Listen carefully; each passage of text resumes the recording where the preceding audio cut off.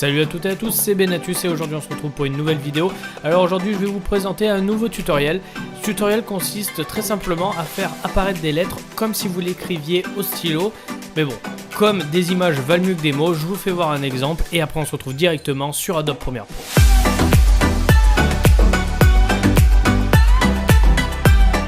On se retrouve à présent sur Premiere Pro. Alors j'ai commencé par mettre le plan sur lequel je voulais que mon texte apparaisse. Donc voilà, c'est un plan de drone, très simplement, ça va super bien rendre. Donc on va tout simplement créer un texte. Donc pour ça, on va dans Fichier, Nouveau, titrage Érythrée. Hop là, texte 3, bah voilà, on va marquer par exemple drone, c'est ce que je vais marquer.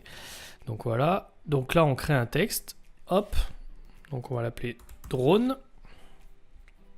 On va le centrer, on va changer sa police, on va mettre une police qui fait plus écriture. Donc moi je vous recommande la police Gloss and Bloom, voilà, que vous pouvez très facilement télécharger sur internet. Donc voilà, là on a notre texte, on va l'agrandir. Hop là, on va le mettre comme ça, drone en plein milieu. Voilà. Ensuite on va changer sa couleur. Pour l'instant vous allez mettre une couleur flashy, donc vous allez comprendre par la suite. Donc moi je vais mettre rouge, voilà, on changera sa couleur à la fin et pour l'instant on va laisser en rouge comme ça. Donc une fois que votre texte est mis en page, que voilà, le résultat final mis à part la couleur, et ben c'est tout bon pour vous, vous quittez cette fenêtre, hop, et vous venez mettre votre fichier texte sur la piste vidéo numéro 2. Hop là, donc là vous avez votre texte. Ensuite vous venez créer un nouveau fichier qui s'appelle vidéo transparente. Hop là, donc là, ok, pour moi c'est bon. Hop là, et vous venez la disposer sur la piste vidéo numéro 3. Hop là, donc là on va la mettre pareil que les deux autres. Ensuite, vous venez cliquer sur vidéo numéro 3, vidéo transparente, et vous allez aller dans les effets, vous allez aller chercher. Hop là, vous allez aller chercher tracé dynamique. Donc voilà, tracé dynamique, vous double-cliquez dessus et vous êtes là. Ensuite, vous allez faire les mêmes réglages que moi. Donc déjà, épaisseur 2, vous allez augmenter cette épaisseur de manière à ce que, en fait, donc vous cliquez ici pour le bouger, hop, vous allez mettre l'épaisseur de façon à ce que le rond blanc recouvre le tracé. Donc par exemple, là je suis à 25. 25, on est pas mal. On va peut-être l'augmenter un peu pour avoir un peu plus de marge. On va le mettre à... calme-toi. On va le mettre à 28. 28, c'est pas mal. Donc ensuite, 28. Ensuite, là, vous venez... longueur, on va mettre 10 secondes. Voilà, comme ça on est tranquille, parce qu'en fait la longueur, c'est par exemple si vous mettez 2 secondes, et ben en fait ça va s'afficher pendant 2 secondes, et au bout de 2 secondes, après ça va refaire dans le sens inverse, donc c'est pas le but escompté. Donc 10 secondes c'est très bien, et espacement, là vous allez mettre 0,01, voilà, comme ça on est tranquille. Donc ensuite, vous venez au début de votre plan, au moment où vous voulez faire apparaître votre texte, donc moi ça va être au début, et vous allez aller tout simplement sélectionner, en fait enregistrer la position de votre outil, de votre vidéo transparente, en fait du tracé dynamique. Donc en fait tout simplement vous cliquez sur le chronomètre, voilà. Ensuite on va commencer un travail assez long et fastidieux, mais il faut repasser par là. Donc on va avancer de quelques images. Donc moi par exemple on va avancer de 4 images. On va recliquer ici et on va déplacer notre rond, donc voilà, dans le sens du texte, comme quand on écrirait. Donc voilà, donc on commence par cette barre. Ensuite, on va le faire descendre un peu plus. Ensuite, on fait une image. On va faire une image, hop, on va le faire aller là. Une autre image, on va aller le faire là. Hop là, après on va faire 3 images, on va aller le faire là.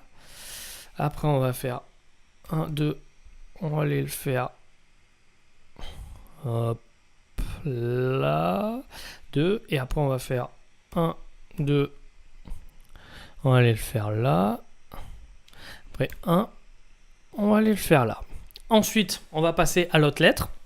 Donc on va avancer de 2 images encore. On va faire 1, 2, hop. Alors là, attention, voilà. Donc attention à pas cliquer sur les petits points clés de la courbe en fait, mais bien cliquer sur le rond avec la croix à l'intérieur pour bien faire bouger la position. Donc voilà. Ensuite, on va aller se mettre en dessus de notre R. Voilà, hop. Après, on va faire 1, 2, 3. On va descendre. On va descendre en bas. Donc là, vous voyez que on empiète un peu sur ce truc. Donc ça, on va prendre cette image clé, par exemple. Et on va... Alors, attendez, ça ne veut pas la prendre. Alors, on va prendre elle. Voilà. Et on va le faire aller comme ça. Hop là. Ensuite, on va faire 1, 2. On va le faire monter là-haut. Pareil, on va le faire un peu aller là.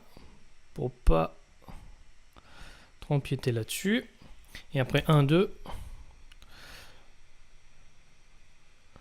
Hop là.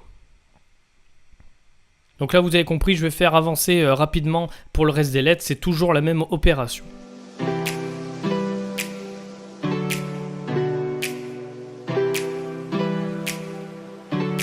Bon voilà, j'ai fini le travail. Donc on peut voir que si on se remet au début, on peut voir que eh ben, ça suit les lettres comme si on écrivait. Alors, ensuite, pour finir notre travail, ben, tout simplement, on va faire disparaître ce calque. Donc tout simplement, vous allez aller cliquer sur votre fichier de texte, sur Drone, là où il y a votre texte, donc sur la piste vidéo numéro 2. Vous venez taper incrustation cache de piste. Donc après, vous double-cliquez sur incrustation cache de piste. Hop. Et ensuite, donc incrustation cache de piste. Là, dans cache, vous mettez vidéo numéro 3. Et là, comme par magie, attention, on va appuyer sur play et le fichier, le texte apparaît comme si on écrivait. Donc ensuite, vous pouvez vous double-cliquer sur votre texte. Et là, après, vous pouvez aller sélectionner la couleur. Donc par exemple, on va y mettre en blanc, nous. Et puis voilà, ça donne cet effet plutôt sympa. Enfin, moi, je trouve plutôt sympa, surtout sur des plans de drone, sur des plans aériens où on veut illustrer. Je trouve que ça rend super bien. Voilà, c'est tout pour ce nouveau tutoriel. J'espère qu'il vous a aidé dans vos projets et que mes explications étaient assez claires et précises. Si c'est le cas, n'hésitez pas à mettre un pouce bleu. N'hésitez pas aussi à vous abonner et cliquer sur la petite cloche pour ne rater plus aucune de mes nouvelles vidéos. Sur ce, on se retrouve très vite pour une prochaine vidéo. Sur ce, ciao, bye, peace. Let's go!